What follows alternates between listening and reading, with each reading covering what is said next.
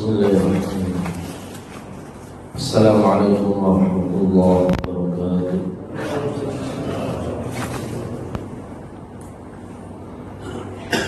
Innal hamdalillah nahmaduhu wa nasta'inuhu wa nastaghfiruh wa na'udzu billahi min shururi anfusina wa sayyiati a'malina. Man yahdihillahu fala mudilla lahu wa man yudlil fala hadiya lahu. Asyhadu an la ilaha illallah wahdahu la syarika lahu wa asyhadu anna Muhammadan 'abduhu wa rasuluh. Allahumma shalli ala Muhammad wa ala alihi wa ashabihi wa man sara ala nahjihi wa tamassaka bi sunnatihi ila yaumiddin wa ba'd. Ma'asyiral muslimin wal muslimat, jamaah salat subuh rahimakumullah. Alhamdulillah, pagi hari ini kita kembali diberikan keluangan oleh Allah Subhanahu wa taala untuk sama-sama hadir di masjid dalam rangka kita beribadah dengan salat subuh, dan kita lanjutkan dengan ibadah thalabul ilmi, yang mudah-mudahan Allah Subhanahu wa taala menerima seluruh amal kita pada pagi hari ini. Melanjutkan tema besar kita tentang salah satu karakteristik Islam atau syariat Islam, al-wasatiyah, yaitu syariat yang pertengahan. Beberapa sisi-sisi pertengahan syariat Islam sudah kita sampaikan dalam 3 pertemuan, dan ini adalah pertemuan yang keempat. Kita akan sampaikan sisi pertengahan Islam yang lainnya, yaitu al-wasatiyatu bainal ifrat wat tafrid fi i'tibari maqasid syariah. Pertengahan antara sifat berlebihan dan sifat meninggalkan maqasid syariah. Hadirin sekalian, maqasid syariah ini banyak didengungkan oleh para ulama, para fuqaha akhir-akhir ini, dan sudah menjadi salah satu disiplin ilmu agama tersendiri yang tidak bercampur dengan ilmu-ilmu agama yang lainnya. Sudah dikodifikasi sendiri dalam satu fikih yang disebut dengan fikhu maqasid syariah, fikih tentang maqasid syariah. Apa maqasid syariah itu? Maqasid syariah itu penjelasan tentang tujuan dan hikmah kenapa Allah dan Rasulnya mensyariatkan satu syariat, yang mana tujuan umumnya adalah untuk mewujudkan maslahat bagi seluruh manusia, sehingga tidak ada syariat di dalam Islam itu disyariatkan oleh Allah atau Rasulnya melalui wewenang yang diberikan oleh Allah kepada Rasulnya, kecuali semata-mata untuk maslahat dan kebaikan manusia, kebaikan umat, khususnya umat Nabi Muhammad SAW. Tidak ada Allah membuat syariat atau Rasulnya membuat syariat untuk kemadharatan atau mencelakakan hamba-hambanya atau mencelakakan umat Nabi Muhammad. Tidak ada. Semua pasti untuk kebaikan, untuk maslahat, dan ini disepakati oleh seluruh ulama. Dan kemaslahatan itu mengerucut kepada penjagaan terhadap 5 hal yang penting, 5 hal pokok yang disebut dengan ad-daruriyatul khams, 5 kebutuhan darurat yang 5, kebutuhan darurat yang 5 yang benar-benar harus dipenuhi. Jadi di dalam kita beragama ada sebuah kebutuhan. Dari syariat Islam diklasifikasikan dari sisi kebutuhan, itu menjadi tiga. Ada darurat atau bahasanya ad-darurah. Ini emergensi yang mesti harus dipenuhi. Kalau tidak, maka tidak jalan orang beragama. Yang kedua, kebutuhan masuk kategori al-hajiyah, sebuah kebutuhan yang jika tidak terpenuhi masih bisa menjalankan agama tapi dalam kesulitan. Seperti kebutuhan rukhsah. Ketika safar butuh rukhsah untuk jamak dan qashar. Seandainya nggak jamak nggak qashar ya nggak apa-apa. Cuma umat mendapatkan kesulitan. Biasanya orang kalau safar itu lebih mudah untuk jamak atau qashar. Ketika tidak jamak atau qashar itu lebih menyulitkan. Jadi seandainya kebutuhan ini tidak dipenuhi, tetap berjalan agama cuma menemukan kesulitan. Kebutuhan yang ketiga adalah yang disebut dengan at-tahsiniyat, pelengkap. Rata-rata yang masuk pelengkap itu seperti syariat thaharah, itu pelengkap. Thaharah wajib, tetapi secara kebutuhan masuk kategori pelengkap. Yang paling pertama adalah darurat tadi. Jadi darurat, hajiyat, tahsiniyat. Tahsiniyat paling rendah. Makanya para ulama ketika misalkan, dan saya pernah menyampaikan itu, orang dalam perjalanan nggak ada air untuk wudu, bahkan nggak ada tanah untuk tayamum misalkan. Sementara waktu sholat sudah masuk, kalau harus mencari air, sudah mencari air nggak ketemu. Tanah juga nggak ada, nggak tahu itu di mana. Seandainya seperti itu,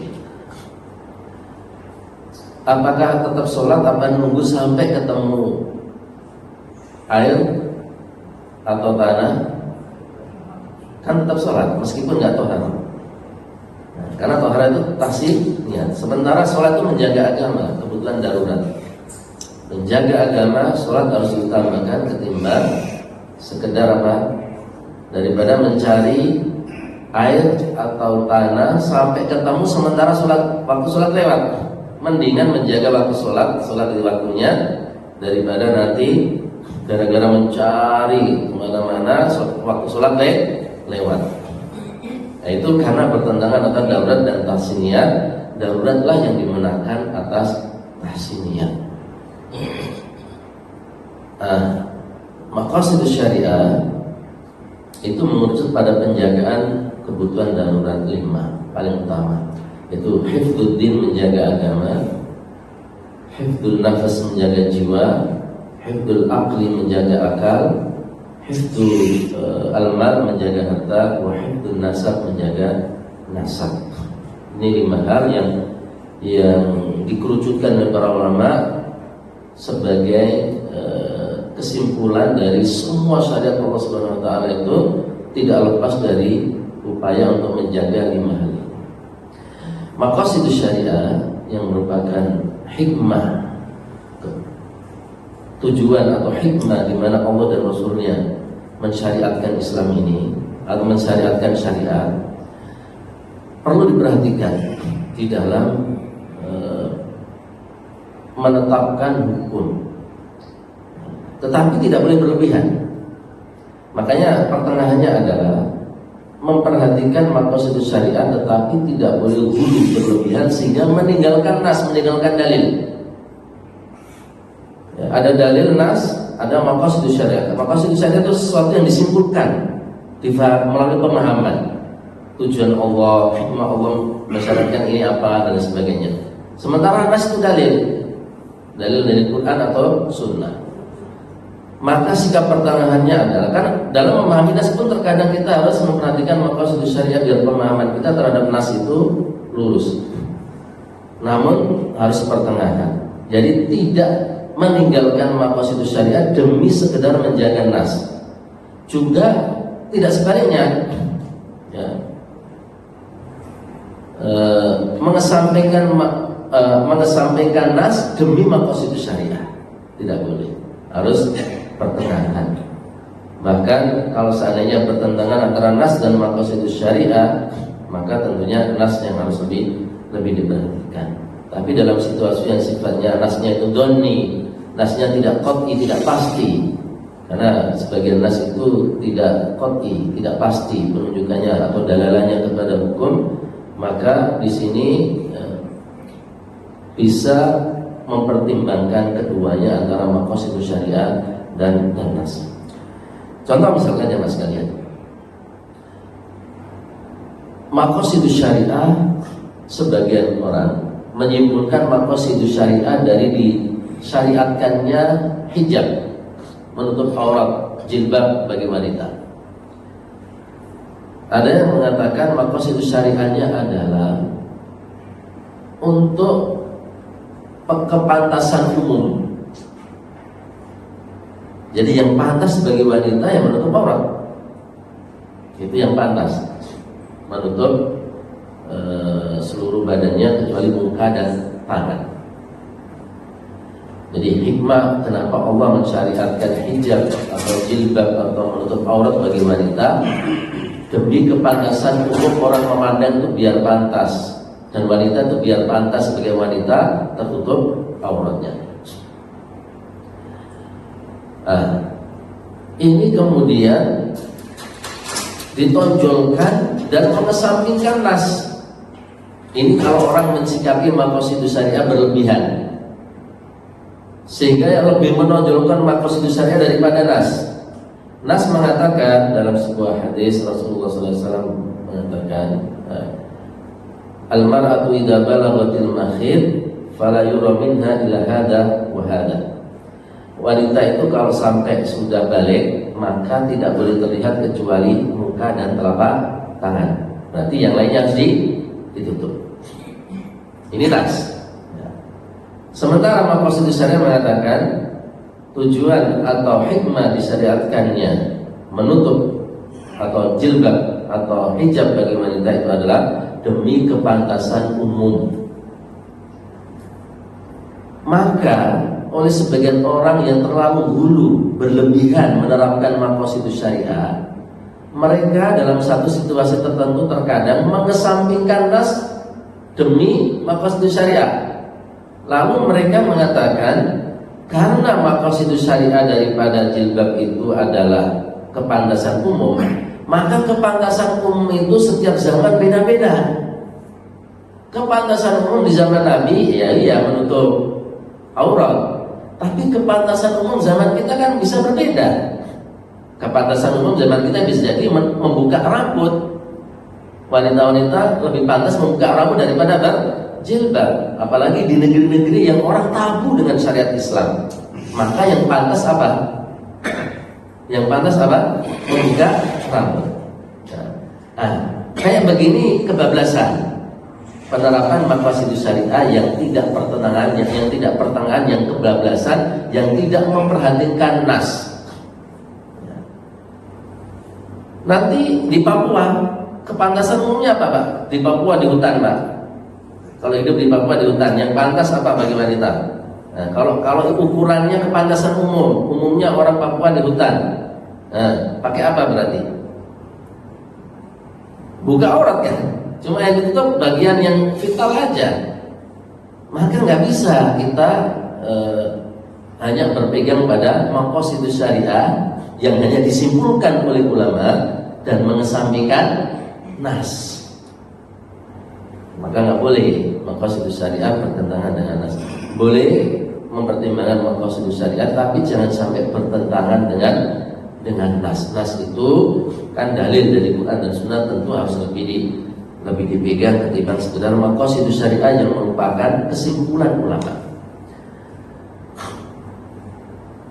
Ada maqasidus syariah yang sifatnya nas juga, dinaskan oleh Allah dalam Al-Quran. Misalkan innas sholata tanha 'anil fahsya'i wal munkar.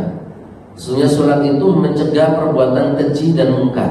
Berarti maqasidus syariah, disyariatkannya sholat apa? Untuk mencegah dari perbuatan keji dan munkar. Iya, memang benar. Ini nas. Karena maqasidus syariah bukan hanya difahami oleh ulama, Tapi terkadang memang Allah yang mengatakan, Allah yang menjelaskan.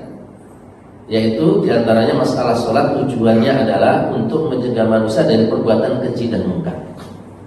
Orang yang memakai maqasid syariah secara berlebihan lalu mengesampingkan nas, itu bisa meninggalkan sholat. Contoh misalnya sebagian saudara kita yang belajar filsafat itu sampai meninggalkan sholat, terlalu dalam dan terlalu bergantung dengan maqasid syariah dalam menerima syariat, sehingga ketika seseorang merasa dirinya sudah bisa mencegah dirinya dari perbuatan keji dan munkar, maka nggak perlu sholat. Kan tujuannya sholat apa? Untuk mencegah perbuatan keji dan munkar. Kalau orang sudah bisa mencapai derajat mencegah perbuatan keji dan munkar, berarti nggak perlu sholat kan? Itu logika yang dipakai. Nah, ini keblinger. Ini terlalu berlebihan menggunakan maqasid syariah. Nah, sholat wajib. Kewajiban sholat itu malah ijma, bukan hanya dalil Quran dan Sunnah, ditambah ijma lagi. Ijma itu kesepakatan seluruh mujtahid dunia, ya, seluruh mujtahid seluruh dunia, ya, bersepakat atas wajibnya sholat, nggak ada perbedaan pendapat. Bahkan orang mengingkari ijma itu berbahaya terhadap imannya. Kalau mengingkari ijma yang sifatnya qat'i, dan kewajiban sholat itu masuk kategori ijma yang qat'i. Ijma ada dua, qat'i dan dhonni. Ini ijma qat'i, ini pasti, yang nggak boleh orang menyelisihinya. Maka nggak boleh orang macam-macam mentang-mentang belajar maqasid syariah lalu sampai menolak kewajiban sholat. Ada juga yang menolak kewajiban sholat 5 waktu bukan karena maqasid syariah, ada juga, tapi karena nggak ada dalam Quran. Ini juga kebenaran ini. Jadi sholat 5 waktu memang nggak ada dalam Al-Quran. Ada nggak Pak sholat 5 waktu dalam Quran? Dalam Quran global aja. Wa aqimu as-shalah, dirikan sholat. 5 waktu, 5 sholatnya nggak disebutkan, maghrib, isya, subuh, duhur, asar, nggak ada dalam Quran. Ada yang seperti itu, orang-orang liberal menolak kewajiban sholat 5 waktu karena tidak disebutkan di dalam Al-Quran. Padahal disebutkan dalam apa? Dalam sunnah, dalam hadis. Sementara kedudukan sunnah itu adalah menjelaskan apa yang global dalam Quran. Dan kita tidak boleh hanya berdasarkan Quran saja, harus berdasarkan hadis atau sunnah juga. Karena Rasul mengatakan, ala ini utitul Quran wa mithlahu ma'ahu. Ketahuilah aku diberikan Quran dan yang semisal dengan Quran, yaitu sunnah, yaitu hadis. Sehingga dua-duanya harus dipegang. Aku tinggalkan untuk kalian 2 hal yang kalian tidak akan sesat. Lam tadilu abada kitab Allah wa sunnati, kitab Allah, Al-Quran dan sunnah atau hadis. 2 hal yang harus dipegang. Maka nggak boleh hanya berdasarkan Quran saja. Jangan karena sholat 5 waktu nggak ada dalam Al-Quran, nggak ada dalam hadis, hanya adanya dalam Al-Quran saja, maka tidak mau diterima. Contoh lain, yang terlalu berlebihan menggunakan maqasid syariah adalah, dan ini juga difahami oleh saudara-saudara kita yang memiliki pemahaman liberal. Bolehnya wanita muslimah menikah dengan laki-laki non-muslim, itu dasarnya maqasid syariah. Kalau lakinya muslim, wanitanya non-muslim, terutama Yahudi Nasrani, masih mending. Sebagian fuqaha masih membolehkan, karena dalam Al-Maidah dikatakan, wal muhsanatu minal ladzina utul kitab, dan halal bagi kalian menikahi wanita-wanita ahli kitab. Ahli kitab Yahudi Nasrani. Nah, ini masih mending, masih ada 2 pendapat ulama, ada yang membolehkan, ada yang tidak. Tapi kalau yang Islam itu perempuannya, non muslim itu laki-lakinya, ini ulama sepakat, ijma, nggak ada perbedaan pendapat, nggak boleh hal. Meskipun laki-lakinya ahli kitab, nggak boleh. Kalau yang Islam itu yang perempuannya. Nah, sebagian orang berdalil dengan maqasid syariah membebaskan nikah beda agama, apakah yang Islam laki-lakinya atau yang Islam itu perempuannya. Bahkan yang Islam perempuannya laki-laki non muslim pun dibolehkan. Dalilnya maqasidus syariah. Maqasidus syariah, Allah Subhanahu wa taala mensyariatkan manusia untuk apa? Saling mengenal kan? Dita'arufu. Untuk mengenal agar damai, tercipta kehidupan damai di dunia. Tidak ada perang dan sebagainya. Maka satu-satunya cara untuk menghindarkan perang antara muslim dan non-muslim itu adalah apa? Mengikat muslim dan non-muslim dengan ikatan pernikahan. Nikahkan maqasid syariahnya adalah lil ulfah, untuk menjinakkan, untuk mengakrabkan. Untuk menjinakkan dan mengakrabkan. Maka ketika ada keluarga yang sebelumnya belum diikat dengan ikatan nikah, kemudian diikat dengan ikatan nikah, jadi jinak, jadi akrab, jadi rukun, jadi saling mengenal. Maka nikah itu disyariatkan untuk itu. Maka kenapa nggak kita terapkan dengan saling menikahkan antara wanita muslimah dengan laki-laki non muslim, biar dunia akrab, nggak terjadi peperangan. Itu yang mereka kembangkan, sehingga membolehkan wanita muslimah menikah dengan non muslim. Nah, pemakaian maqasidus syariah ini juga bertentangan dengan nas. Nas mengatakan apa? Wala tankihu wala tunghul musyrikin, jangan kalian nikahkan orang-orang musyrik laki-laki dengan wanita muslimah. Tidak boleh. Ditambah juga dengan ijma ulama, tidak boleh wanita muslimah menikah dengan laki-laki non muslim. Dalam kondisi seperti ini maka maqasidus syariah tidak boleh dipakai, ya, karena bertentangan dengan nas. Ini cara pertengahan di dalam menggunakan maqasidus syariah. Ada juga maqasidus syariah yang berkaitan dengan at-taisir. Allah mensyariatkan syariat, Allah mensyariatkan agama itu untuk memberi kemudahan bagi manusia. Jadi tidak ada syariat Allah dalam agama ini kecuali untuk kemudahan. Allah mengatakan wa ma ja'ala 'alaikum fid-dini min haraj.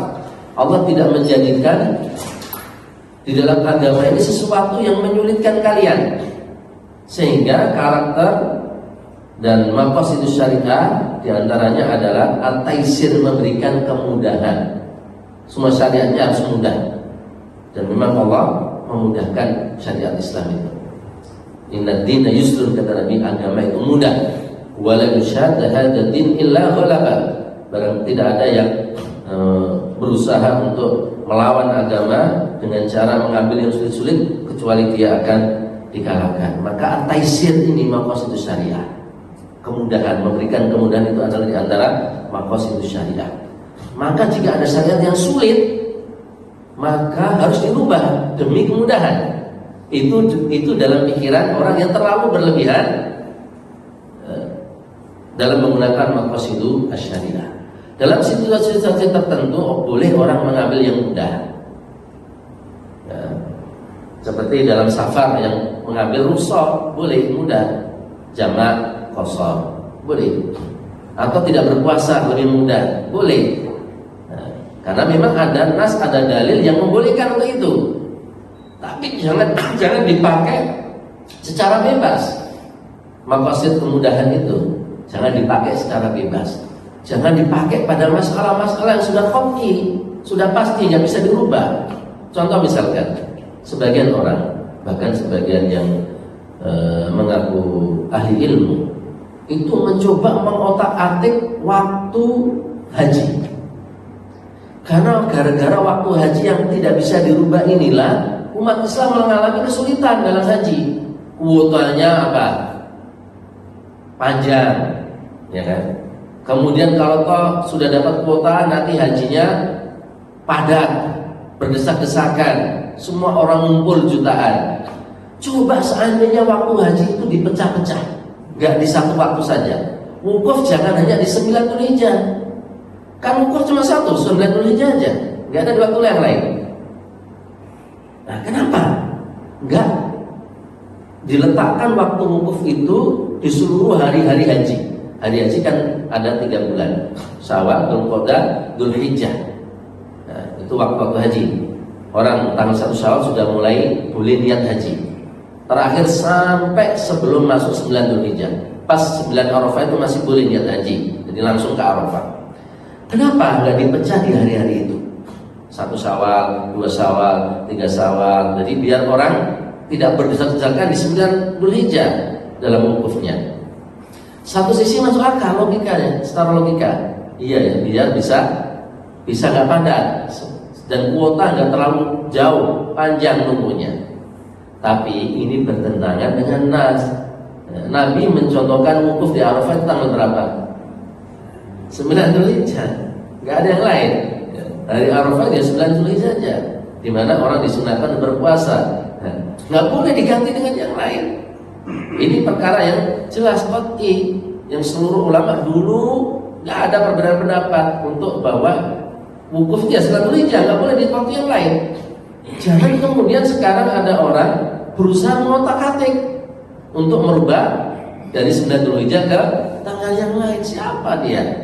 Ulama-ulama, sahabat, tabi'in, mazhab 4, nggak ada yang berani berpendapat wukuf itu boleh di selain 9 Dzulhijjah.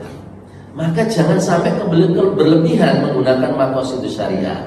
Maqasidus syariah taisir, kemudahan dalam syariat itu. Jangan dipakai secara bebas. Dalam masalah-masalah sudah qat'i, sejelas disepakati, yang tidak ada perbedaan ijma, jangan digunakan demi untuk melawan nas. Nah, itu tata cara untuk pertengahan dalam menggunakan maqasidus syariah, tidak berlebihan. Nah, itu contoh-contoh orang yang berlebihan menggunakan maqasidus syariah sampai mengesampingkan nas. Tapi juga tidak boleh sebaliknya, terlalu berpatokan dengan nas dan mengesampingkan maqasidus syariah dalam perkara-perkara yang sifatnya ijtihadiyah, bukan perkara-perkara yang qat'iyah, yang pasti, yang tidak boleh ijtihad. Contoh misalkan di zaman Abu Bakar pernah ada usulan dari Umar. Abu Bakar jadi khalifah, Nabi wafat, Abu Bakar jadi khalifah. Di sela-sela kepemimpinan Abu Bakar, Umar usul kepada Abu Bakar agar Quran dibukukan. Quran zaman Nabi sudah dibukukan belum, Pak? Sampai Nabi wafat belum? Begitu Abu Bakar jadi khalifah, belum dibukukan juga. Maka di sela-sela kepemimpinan Abu Bakar itu Umar bin Khattab usul agar dibukukan Quran. Dan Umar ini salah satu di antara fuqahanya sahabat, ahli fikihnya, ahli ilmunya, ulamanya sahabat. Ya, luar biasa Umar. Ya meskipun ketemu Nabi ya sudah dewasa. Makanya Umar itu disebut kibar sahabat, sahabat senior. Termasuk Abu Bakar, itu sahabat-sahabat senior. Jadi ketemu Nabi ya nggak lama. Ketemu Nabi nggak lama. Masuk Islamnya nggak terlalu lama, nggak seperti Ibnu Umar anaknya atau Ibnu Mas'ud, Ibnu Abbas itu sahabat-sahabat junior, remaja. Ketika ketemu Nabi masih kecil sehingga ketemu zaman Islamnya itu lebih lama ketimbang Abu Bakar dan Umar. Tapi meskipun nggak lama, Umar itu bisa keluar menjadi seorang ulama, pemimpin handal di masanya dan juga ulama mendalam ilmunya. Di zaman Abu Bakar pernah usul agar Quran dibukukan. Sebuah usulan yang sahabat-sahabat tabu untuk mengusulkan. Muncul dari Umar. Ide membuka Quran muncul dari Umar yang tidak terlintas di benak sahabat-sahabat, luar biasa. Bahkan ketika Umar usul kepada Abu Bakar, apa sikap Abu Bakar, Pak? Langsung ACC atau nolak? Abu Bakar ketika usul bukuin Quran, langsung ACC apa nolak? Nolak. Nolaknya biasa-biasa apa nolaknya tegas? Tegas. Karena dianggap Abu Bakar ini pelanggaran. Nabi nggak pernah minta memerintahkan nulis Quran, membukukan Quran nggak pernah. Menulis ya, tapi membukukan nggak. Beda antara menulis dan membukukan. Di zaman Nabi itu, Nabi melarang membukukan sunnah agar tidak bercampur dengan Quran. Nah, makanya sunnah itu baru dibuka di zaman Umar bin Abdul Aziz. Itu malah selesai setelah khalifah yang keempat, Umar bin Abdul Aziz, sudah selesai Khulafaur Rasyidin, baru dibuka. Quran ditulis-tulis, tapi masih berserakan, belum dibukukan dalam satu buku di zaman Rasulullah SAW. Tapi Nabi tidak pernah memerintahkan untuk dibukukan. Dalam Quran sendiri nggak ada satu ayat yang mengatakan bukukan Quran, nggak ada. Berarti ide Umar ini kejahatan. Nggak ada apa tuntunannya, Quran nggak ada, sunnah nggak ada. Makanya Abu Bakar nolak tegas. Bagaimana mungkin aku melakukan sesuatu yang tidak diperintahkan dalam Quran dan tidak diperintahkan di dalam hadis, dalam sunnah. Tapi Umar mengajak diskusi Abu Bakar. Jadi diskusi bahwa ini bukan perkara dilarang. Ini harus diambil demi maslahat menjaga agama. Maka masuk maqasid syariat tadi itu. Jadi membukukan Quran adalah bagian daripada mempertimbangkan maqasid syariat. Maqasid syariat yang paling utama itu menjaga agama, hifdzuddin, menjaga agama. Banyak hufaz penghafal Quran berguguran di medan perang. Saat itu awal-awal Islam, Quran hanya dijaga melalui dada-dada orang yang menghafal. Sementara orang-orang yang menghafal banyak berguguran di perang. Kalau hanya mengandalkan penjagaan Quran dengan dihafal, maka orang yang menghafal bisa wafat. Kalau wafat maka Quran hilang. Kalau Quran hilang maka Islam juga hilang. Karena Quran dasarnya Islam, Islam dasarnya Quran. Quran itu dasarnya Islam. Quran itu dasar daripada Islam, sumber hukum Islam. Kalau Qurannya hilang, ya Islam bisa hilang. Maka untuk menjaga agama harus dibukukan. Dan menjaga agama itu dalilnya umum banyak. Perintah menegakkan agama dan sebagainya itu banyak. Benar-benar kita wajib menjaga agama ini. Saya kira tidak ada perbedaan tentang wajibnya kita menjaga agama. Di antara bentuk menjaga agama adalah bukan Quran. Setelah diskusi-diskusi, maka Abu Bakar mau menerima. Nah, kalau ulama usul itu mengkategorikan ini maslahah mursalah, kemaslahatan mursalah. Maslahah mursalah itu adalah kemaslahatan yang tidak ada dalil spesifiknya dari Quran dan Sunnah, tapi perlu diambil demi menjaga agama. Sehingga sampai sebagian fuqaha ahli fikih itu mengatakan al-maslahah al-mursalah masuk kategori sumber hukum Islam. Meskipun masih diperselisihkan. Sumber hukum Islam itu yang disepakati ulama tidak ada perbedaan empat: Quran, Sunnah, ijma', qiyas. Selebihnya ada beberapa yang diperselisihkan. Ada yang mengatakan sumber hukum, ada yang mengatakan tidak. Di antaranya qaulus sahabi, pendapat sahabat. Di antaranya al-maslahah al-mursalah, kemaslahatan yang tidak ditunjukkan secara spesifik dalam Quran dan Sunnah, tapi harus diambil demi menjaga agama. Ini masalah mursalah menurut sebagian fuqaha sumber hukum.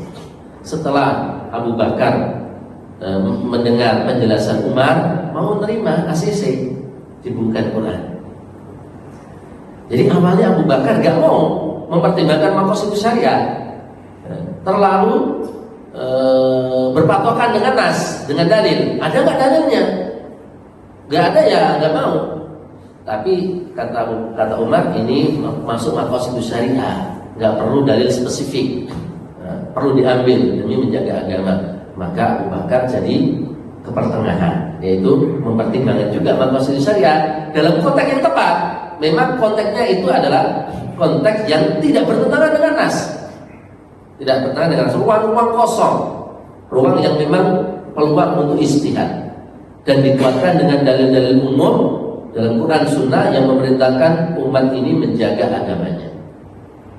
Maka disetujui pembukaan Quran itu mempertimbangkan maqasid syariah.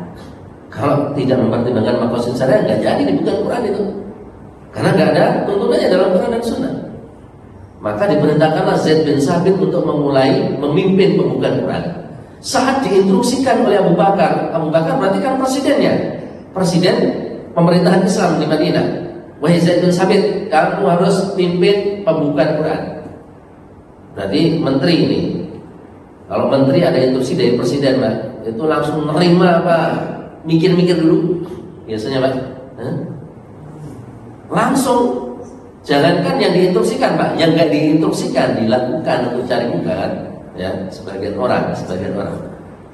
Ya. Tapi Zaid bin Sabit menolak meskipun instruksi siapa? Instruksi Abu Bakar, kepala pemerintah. Kenapa? Sama seperti yang difahami Abu Bakar saat pertama kali diusulkan oleh Umar. Nggak berani. Zaid bin Sabit nggak berani mulai. Karena nggak apa? Karena nggak ada tuntunannya dalam Quran dan Sunnah bikin Quran itu. Nggak berani dia mulai. Aku nggak mau. Meskipun perintah Abu Bakar pemimpin.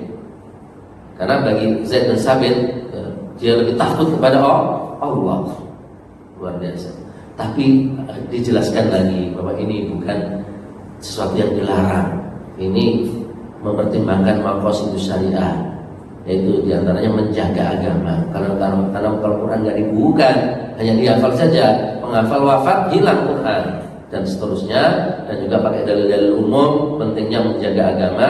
Diantara bentuk menjaga agama dalam menjaga Quran. Akhirnya Zaid bin Sabit mau memulai pembukuan Quran. Jadi kisah tentang pembukuan Quran itu nggak gampang ternyata. Jadi ada diskusi tentang maqasid syariah yang akhirnya dimenangkan oleh Umar di dalam pendapat tentang bolehnya membuka Quran demi menjaga agama. Itu mempertimbangkan maqasid syariah. Contoh lain dalam mempertimbangkan maqasid syariah adalah sanksi bagi peminum khamr. Peminum khamr.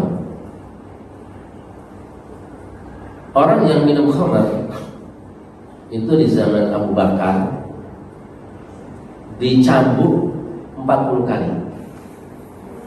Kita tahu bahwa zaman Khulafaur Rasyidin hukum Islam diterapkan. Maka hukuman bagi peminum khamr, orang yang mabuk, dicambuk 40 kali. Di zaman Umar nambah. Peminum khamr dicambuk 80 kali, bukan 40 kali. Kok dirubah hukum? Ternyata Umar mempertimbangkan maqasid syariah. Apalagi masalah hukuman cambuk bagi peminum khamr itu tidak seperti hukum potong tangan bagi pencuri, ada nas dalam Quran. Rajam bagi pezina yang sudah menikah, cambuk 100 kali yang belum menikah, itu jelas qat'i. Tapi kalau hukuman bagi peminum khamr itu sifatnya istihadi. Istihad dari Abu Bakar mencambuk 40 kali. Maka di zaman Umar dengan mempertimbangkan maqasid syariah. Maqasid syariah daripada hukum jinayah, hukum pidana, hukuman dalam Islam itu adalah agar manusia jerah, tidak berani mengulangi pelanggaran yang sama. Kenapa? Orang membunuh dalam Islam itu hukumnya qisas. Walakum fil qisas hayat. Biar orang jerah, Pak. Membunuh dibalas apa? Membunuh. Coba kalau orang membunuh dibalas 1 tahun penjara, Pak. Keluar penjara masih membunuh kan? Enggak jerah dia. Atau 5 tahun enggak jerah. Korupsi triliunan dibalas cuma 5 tahun, keluar masih korupsinya? Masih, cuma 5 tahun. Kekayaanku sudah banyak. Enggak habis untuk 7 keturunan dan sebagainya. Enak, enggak apa-apa. Toh di penjara makan gratis, di penjara juga bisa apa? Bisa beli kamar dan lain sebagainya.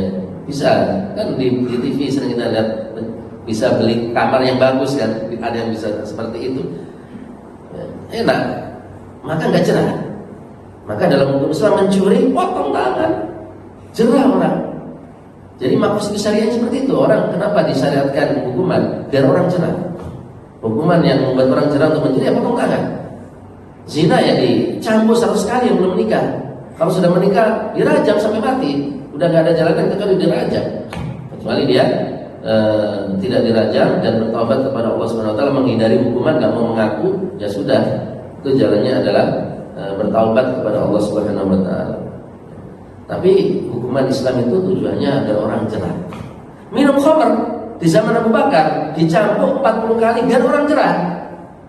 Begitu di zaman Umar melihat ini manusia sudah berubah, masyarakat sudah berubah, gak mempan dicambuk 40 kali, maka ditambah jadi 80 kali demi maqasid syariah. Pakai maqasid syariah. Maqasid syariah dari hukuman adalah membuat orang jerah. Kalau 40 kali 40 cambuk nggak membuat orang jerah, maka perlu ditambah, yaitu berapa? 80 kali. Itu logikanya Umar. Dalilnya Umar kenapa menambah hukuman cambuk bagi peminum khamr itu 80 kali? Karena maqasid syariah. Demi maqasid syariah. Bahwa hukuman itu harus membuat orang jerah. 40 kali tidak membuat orang jerah, maka ditambah 40 lagi jadi 80 kali. Sama seperti Umar, Utsman, Ali menerapkan hukum tadminus sunnah. Tadminus sunnah. Tadminus sunnah itu dalam hukum muamalah maksudnya begini. Ketika ada orang pesan barang atau servis elektronik kepada orang lain, nyervis TV, nyervis kulkas misalkan. Ketika diservis ternyata kulkas TV-nya justru tambah rusak. Awalnya itu agak-agak rusak, pengen dibenerin. Ternyata sama tukang servisnya ketika dia menanganinya justru malah membuat barang elektronik itu semakin rusak. Apakah tukang servisnya harus menanggung ganti rugi atau tidak? Nah, hukum asal dalam muamalah yang sifatnya amanah, servis itu amanah. Tukang servis itu sifatnya menerima amanah. Yang mana barang titip orang titip barang untuk dibenerin. Hukum asal dalam masalah amanah, orang yang diserai amanah tidak mengganti rugi jika ada kerusakan yang terjadi bukan karena kesengajaan. Tidak mengganti rugi. Saling percaya aja masalah amanah itu. Dia hanya mengganti rugi kalau sengaja memang. Misalkan TV gak ditaruh di dalam rumah, tapi ditaruh di halaman. Nah ini sengaja. Masa di TV kok ditaruh di halaman, kemudian dicuri oleh orang, maka harus ganti dia. Karena dianggap dia tidak amanah. Tapi kalau sudah ditaruh di rumah, di rumah masih hilang, maka dia tidak ganti. Karena apa? Sudah menjaga. Ini hukum asal dalam amanah. Tapi kemudian Umar, Utsman, Ali itu menerapkan hukum membebani para tukang servis, para orang-orang yang suka dipesan barang itu untuk menanggung kerusakan meskipun tidak sengaja, karena dilihat di zaman itu akhlak orang sudah berubah, sudah banyak orang tidak amanah. Kalau semua tukang servis itu tidak dibebani ganti rugi kalau terjadi kerusakan yang lebih, itu mereka akan semakin semena-mena untuk melakukan apa saja terhadap barang itu. Dan banyak masyarakat orang-orang yang sudah tidak amanah, maka diterapkan hukum orang yang menerima amanah barang yang dipesan atau diminta untuk diperbaiki dengan jasa, upah dan sebagainya. Kalau terjadi kerusakan maka mengganti rugi. Itu ijtihad Umar, Utsman dan Ali. Jadi keluar dari pakemnya hukum amanah. Kenapa? Karena maqasidus syariah. Karena tujuan syariah itu untuk mewujudkan kemaslahatan. Kalau dalam hal-hal yang sifatnya memang tidak qati, justru akan berdampak pada kemadharatan, maka bisa mempertimbangkan maqasidus syariah, dirubah hukum itu.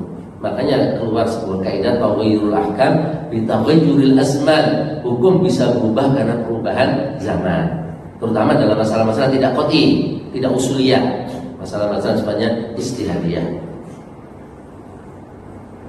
Nah itu jamaah sekalian yang dirahmati Allah, tentang pertengahan di dalam mensikapi maqasidus syariah yang sekarang marak diajarkan di perguruan tinggi Islam, maqasidus syariah sekarang. Tapi disayangkan sebagian orang terlalu berlebihan menggunakan maqasidus syariah sampai menolak sebagian syariah ketika menggunakannya tidak bijak, tidak pertengahan, tidak wasatiyah. terlalu berlebihan sehingga menyebabkan sebagian syariat itu ditolak gara-gara bertentangan dengan maqasid syariah. Padahal yang benar maqasid syariahnya yang harus dikesampingkan demi dalil, demi nas, terutama nas-nas yang sifatnya dalalannya qat'i, pasti, tidak dhanni, tidak dugaan, yaitu penunjukannya kepada masalah, kepada hukum itu pasti, maka yang dikesampingkan adalah maqasid syariahnya, dan yang harus dipegang adalah dalil dari Quran dan Sunnah. Ini jamaah sekalian, materi tentang wasatiyah dalam sesi yang agak sedikit mendalam karena sangat banyak berkaitan dengan ilmu usul fikih ya. Tapi ini penting kita sampaikan biar kita bisa menjawab syubhat-syubhat yang mulai muncul akhir-akhir ini. Orang berlebihan menggunakan maqasid syariah, menolak jilbab, menolak kewajiban sholat, bahkan menghalalkan zina juga ada, dan lain sebagainya. Wallahu a'lam bishawab. Silakan kalau ada hal-hal yang ingin didiskusikan. Ini tadi bel suruhkan Pak. Monggo.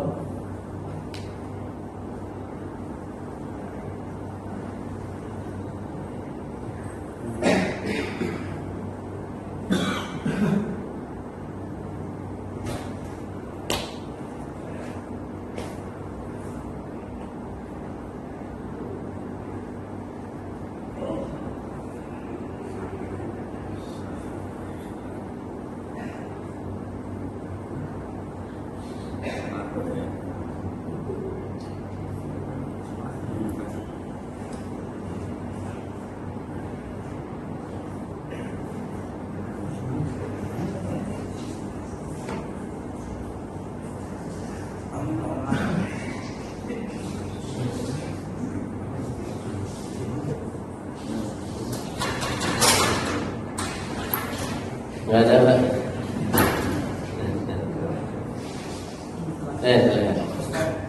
Kemarin kan Assalamualaikum warahmatullahi wabarakatuh. Salam. Saya dapat berita Pak, ada Pak Prabowo itu memusnahkan berapa ton nih, 214,84 ton narkoba. Gimana Pak Ustaz pakai begitu untuk mengusir generasi berikutnya ya? Narkoba. Kan Ya. dia mabuk tapi di mana? Yaitu bagian daripada menerapkan maqasid syariah, memusnahkan hal-hal yang bisa merusak akal. Jadi di antara maqasid syariah itu kan hifdzu al-aql, menjaga akal. Untuk menjaga akal maka syariat mengharamkan khamar. Maka innamal khamru wal maisiru wal ansab wal azlam rijsun min amali syaitan. Khamar, judi, mengundi nasib dan semuanya itu adalah najis dan hendaklah kalian jauhi. Kenapa? Kenapa Islam mengharamkan khamar? Karena merusak akal. Sangat klop dengan maqasid syariah. Maqasid syariah itu adalah diantaranya selain menjaga agama, menjaga akal. Maka syariat Islam itu tujuannya diantaranya menjaga akal. Semua hal yang bertentangan dengan penjagaan akal diharamkan. Seperti khamar bertentangan dengan penjagaan akal, merusak akal diharamkan. Narkoba masuk, meskipun nggak ada dalam Quran dan Sunnah kata-kata narkoba, nggak ada. Jadi kalau ditanya hukum narkoba itu apa, nggak ada dalilnya. Kalau dalil spesifiknya nggak ada kata narkoba dalam Quran dan Sunnah. Narkoba itu kalau bahasa Arabnya kan ya kurang lebih al-hashish, hashish. Nah, nggak ada hashish dalam Quran dan Sunnah. Adanya khamr. Tapi narkoba dikiaskan kepada khamr. Nabi mengatakan kullu muskirin khamrun, semua yang memabukkan khamr. Maka hadisnya Nabi umum, semua yang memabukkan maka dia khamr. Khamr itu tidak harus khamr yang terbuat dari anggur, tidak harus terbuat dari kurma. Sebagian orang Arab itu kalau buat khamr dari kurma. Tidak harus terbuat dari gandum, bisa juga khamr dibuat dari gandum. Kalau orang kita bisa juga buat khamr dari tape, bisa, atau dari bahan yang lainnya bisa. Yang penting memabukkan maka khamr, nggak harus terbuat dari apa. Termasuk narkoba itu memabukkan dalam arti menutup akal, membuat orang nggak sadar dengan pikirannya, nggak bisa mengendalikan pikirannya, lalai. ngefly, sama seperti orang minum khamar, ngefly, ya, tidak bisa mengendalikan pikirannya, ngelantur, sama orang mengkonsumsi narkoba, maka narkoba jadi haram. Maka benar kepala negara jika memberangus atau menghancurkan narkoba, bagian daripada hifdzul akal masyarakat, menjaga akalnya masyarakat sesuai dengan maqasid syariah, tujuan umum syariah mewujudkan maslahat untuk umat manusia. Maka ini penting, perlu untuk ditindak tegas. Bukan hanya di Nusa, sampai di Arab Saudi itu sudah mulai akhir-akhir ini itu sudah mulai banyak perdagangan narkoba. Padahal Arab Saudi itu hukumannya keras, itu keras hukumannya, masih menerapkan hukum Islam, ini keras. Jadi sekarang itu di bus-bus, kalau orang naik bus itu sering ada razia, bus itu ketat di Arab Saudi itu, orang nggak gampang pergi mana-mana kalau nggak punya surat resmi, ya. Dan semua penumpang itu dicatat nomor KTP-nya, kalau paspor nomor paspornya dan sebagainya, dan itu nanti langsung ngeling ke polisi. Jadi pihak terminal data semua nomor KTP, itu lama berangkatnya, KTP dikumpulin dulu, kemudian dicatat, nanti ngeling, polisi dapat data juga, nanti dicek. Kalau kira ada yang mencurigakan, diberhentiin mobil itu, bus itu. Dan rata-rata bus diberhentikan di jalan oleh polisi, kadang lebih dari sekali untuk dicek. Tujuannya adalah untuk menangkap orang yang dicurigai sedang melakukan perdagangan narkoba, seperti bawa duit banyak. Kok bawa duit banyak ya orang? Jangan-jangan habis jual narkoba. Pernah kawan saya itu bawa duit orang travel minta dicariin real. Ketemunya di Madinah, orang Indonesia dari Indonesia travel di Madinah. Kawan dari Riyadh diminta untuk beli real di Riyadh. Di Riyadh itu real lebih murah daripada Madinah Mekah. Madinah Mekah itu pusat penjualan real itu mahal. Di Riyadh, di ibu kota di Riyadh lebih murah. Maka orang travel minta kawan saya mahasiswa beli real di Riyadh banyak. Dia transfer ke uang rupiahnya di Indonesia lewat bank Indonesianya, kemudian diganti oleh teman dengan dikasih real tadi, dikasih real. Kemudian banyak bawa 200.000 real. Ya, ukuran mahasiswa bawa 200.000 real itu luar biasa. 200.000 real itu kali kalau sekarang 4.500-an satu realnya, kurang lebih 4.500 berapa itu Pak? Luar biasa, itu banyak. Pas ada razia narkoba, kenalah teman itu bawang banyak, dikira juga habis jual narkoba. Sempat ditahan Pak, ditahan. Tapi ada semua polisi sudah sepakat mau menahan dia, karena nggak jelas mau siapa ini, dan nggak boleh mahasiswa itu bekerja juga nggak boleh. Meskipun itu uang bukan uang narkoba, tapi nggak boleh juga mahasiswa melakukan bisnis jual real, itu nggak boleh sebenarnya. Mahasiswa itu hanya izinnya untuk belajar saja. Tapi ada satu polisi yang baik, melihat dia mahasiswa dan bawa anak istri juga, kasihan dilepas-lepas. Gimana sih kok dilepas, kata teman polisinya lain, kasihan dia mahasiswa, kasihan. Akhirnya teman saya dilepas.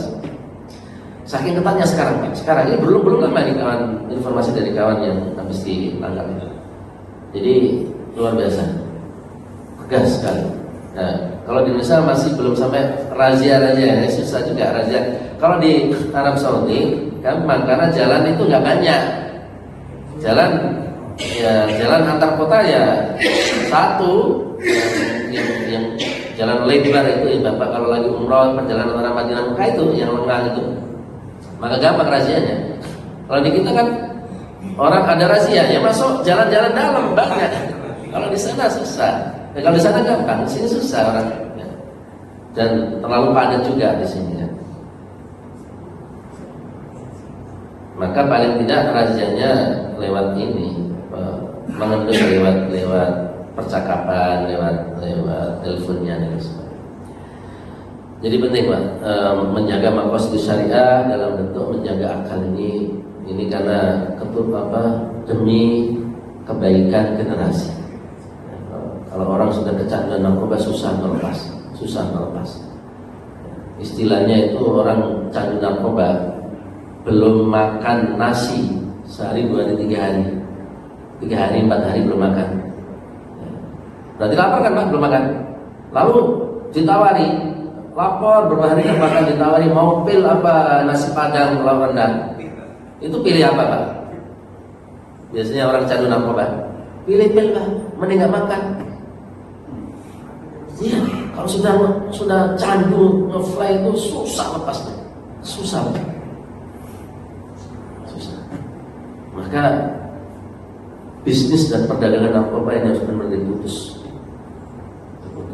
Kalau rehabilitasi berat, berapa kali orang direhabilitasi tetap balik lagi. Berapa kali orang masuk penjara keluar balik lagi. Itu artis-artis itu keluar masuk. Ada salah seorang artis pertama kali ditangkap, bapaknya yang terkenal itu ngikutin karena kasihan sama anaknya. Mungkin anaknya korban, namanya anak muda ya, kadang-kadang khilaf, masih diantar, didukung. Kemudian keluar dari penjara, dijemput, ternyata kena lagi Pak. Begitu kena yang kedua sudah kapok bapaknya karena kesel kok anaknya ngulangin lagi. Udah sampai 3 kali keluar masuk penjara dibiarin sama bapaknya karena sudah capek bapaknya. Itu artinya apa? Susah orang lepas dari candu narkoba meskipun berkali-kali rehabilitasi.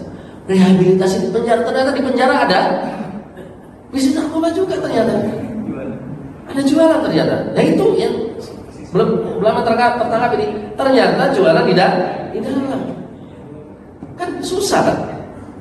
Susah. Sehingga orang-orang yang candu itu ya dapat ininya, dapat kesempatan untuk melanjutkan meskipun di penjara. Maka harus benar diputus dan semuanya harus dirubah sebenarnya.